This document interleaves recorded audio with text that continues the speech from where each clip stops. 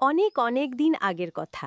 বিস্ময়পুর নামে এক আজব রাজ্য ছিল, যেখানে রাজা বিক্রম চাঁদ তার হীরে জহরতের মতো দেমাগে রাজত্ব করতেন।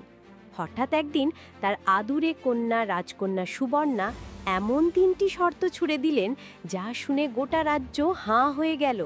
কেউ হাসল, কেউ আঁতকে উঠল, আর কেউ তো ভয়েই পাত্তা দিল না। সুবর্ণা, এই যে তোমার তিনটি শর্ত, এ তো যেন আকাশের তারা এনে মাটিতে গেঁথে মালা বানানোর শামিল। তুমি কি সত্যিই ভাবছো কেউ এগুলো পূরণ করতে পারবে? এটা তো যেন বলছো রোদের সুতায় বরফ সেলাই করে তাতে রংধনুর পাড় লাগিয়ে রাজপ্রাসাদ সাজাও। হ্যাঁ বাবা, আমি তো বন্ধুর খোঁজে নেমেছি, কিন্তু এমন সোজা সাপটা নয়। চাই এমন একজন যার বুদ্ধি শেয়ালের মতো চতুর, কল্পনা শক্তি যেন উড়ন্ত ঘোড়ার পাখায় চড়ে উঁচুতে উঠে যায়। রাজ্য নয়, আমি আমার মনের সাম্রাজ্য ভাগ করব এমন কারোর সাথেই। আবার একবার সেই তিনটি শর্ত শুনতে পারি কি রাজকন্যা? শোনো, সকল রাজপুরুষ ও জ্ঞানী পণ্ডিতেরা, প্রথম শর্ত, আকাশের চাঁদকে আমার হাতের মুঠোয় আনতে হবে। দ্বিতীয় শর্ত, পর্বতের আগুনকে সাগরের জল দিয়ে নিভাতে হবে। তৃতীয় শর্ত, এমন একটি বস্তু আনতে হবে যা সবার আছে, কিন্তু কেউ কাউকে দিতে পারে না। জয় মহারাজ, এই শর্ত তো তেঁতুল গাছে লিচু ধরানোর মতো। অলিক কল্পনাও এমন লজ্জা পায়। বিস্ময়পুর রাজ্যের এক কোণে ছিল একটা ছোট্ট কুঁড়ে ঘর। ওখানেই থাকতো আমাদের বীরু। গায়ে ছিল একটা পুরনো সাদা গেঞ্জি, মাথায় ছিল একটা গামছা, তবু বুক ভরা সাহস আর চোখ ভরা স্বপ্ন। গ্রামের মোড়ে চা দোকানে কান পাততেই শুনল বীরু, রাজকন্যা নাকি এমন তিনটে শর্ত দিয়েছে যা শুনে বাঘেও ঘাম ছুটে যায়। অন্যরা যখন হাঁপ ছেড়ে বসে, তখন বীরু বসল ভাবনায়, ইস, এই তো সুযোগ, মাথা ঘাটাতে হবে এবার। বীরু সারা রাত ঘুমোতে পারল না। কুঁড়ে ঘরের চাল ফুঁড়ে চাঁদের আলো ঠিকরে পড়ছে তার মুখে, আর ওদিকে সে তাকিয়ে রইল নিঃশব্দে। রাজকন্যার তিনটি শর্ত মাথায় ঘুরপাক খাচ্ছে।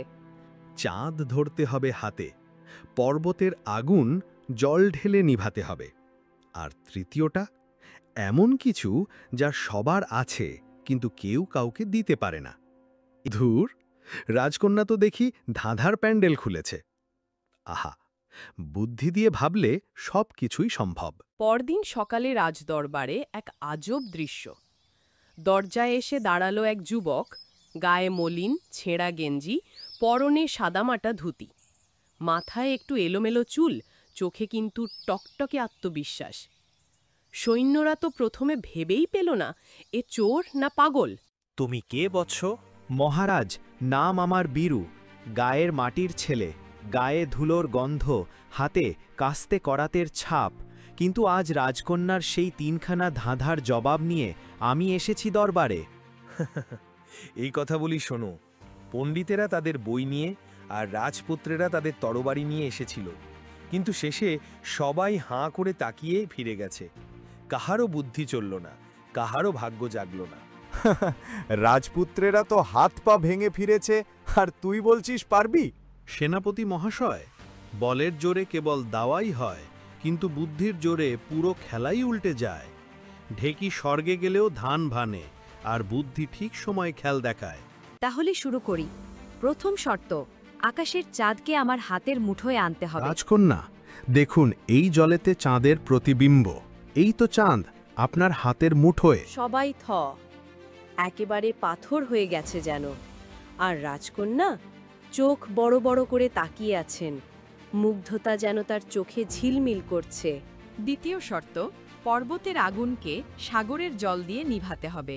এই যে এই মোমবাতির আগুন, এটা পর্বতের জ্বলন্ত রাগ, আর এই এক চামচ জল সাগরের ঠান্ডা মেজাজ। ঠান্ডা মাথায় খেললে আগুনও সাগরের সামনে মাথা নিচু করে। দেখো, নিভে গেল।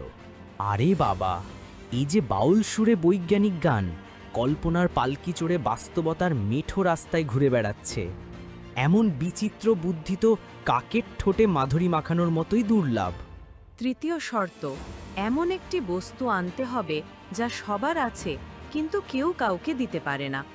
রাজকন্যার তৃতীয় শর্ত, যা সবার আছে কিন্তু কেউ কাউকে দিতে পারে না।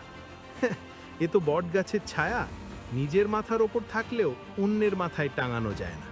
সেটাই হলো নিজস্ব পরিচয়, নিজের নাম, নিজের ছায়া। এই জিনিসগুলো ধার নেওয়া যায় না, দান করা যায় না। এগুলোই মানুষকে আলাদা করে তোলে। অপূর্ব, তুমি শুধু উত্তর দাওনি, তুমি আমাকে নতুন দৃষ্টিভঙ্গি দিয়েছো।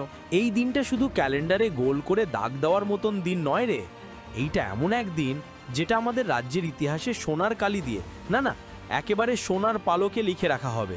এভাবেই এক সাধারণ গায়ের যুবক, মাথায় ছিল না মুকুট, কিন্তু বুদ্ধিতে ছিল রাজারও 10 গুণ। রাজকন্যার অসম্ভব শর্তগুলোকে সে এমনভাবে ফুঁ দিল যেন সেগুলো ছিল 3টি বাতাসে উড়ে যাওয়া পালক। সে প্রমাণ করে দিল রাজত্ব জন্মে মেলে না, মেলে মস্তিষ্কে বুদ্ধির আলো জেলে। বীরু, ভুল তো করেছি, কিন্তু তুই যেভাবে বুদ্ধি দিয়ে রাজ্য বাঁচালি, সত্যি বলছি আমরা সবাই তোর কাছে একটা আস্ত পাঠশালার ছাত্র। বন্ধুরা, বীরুর বুদ্ধিমত্তা কি তোমাদের মন ছুঁয়ে গেল? এবার আমি তোমাদের জন্য রেখেছি 3টি মজার ধাঁধা। যদি উত্তর জানো, অবশ্যই কমেন্টে লিখে জানাবে। চলো তো দেখি কে কে সত্যি আমার বন্ধু। প্রশ্ন নাম্বার 1 শুনো। আমি নেই, তবু আমার ওজন আছে। আমি থাকি কিন্তু দেখা যায় না, তবুও আমার স্পর্শে মানুষ নুয়ে পড়ে। আমি কে? প্রশ্ন নাম্বার 2 শুনো। আমার না আছে মুখ, না আছে কান, তবু আমি বলে যাই দিনরাত নিরবধি। কেউ শোনে, কেউ ভাবে, কেউ লিখে রাখে। আমি কে? প্রশ্ন নাম্বার 3 শুনো। আমার জন্ম নেই, মৃত্যু নেই, সবাই চায় আমাকে ধরে রাখতে, কিন্তু আমি এক মুহূর্তেই ফুরিয়ে যাই। আমি কে?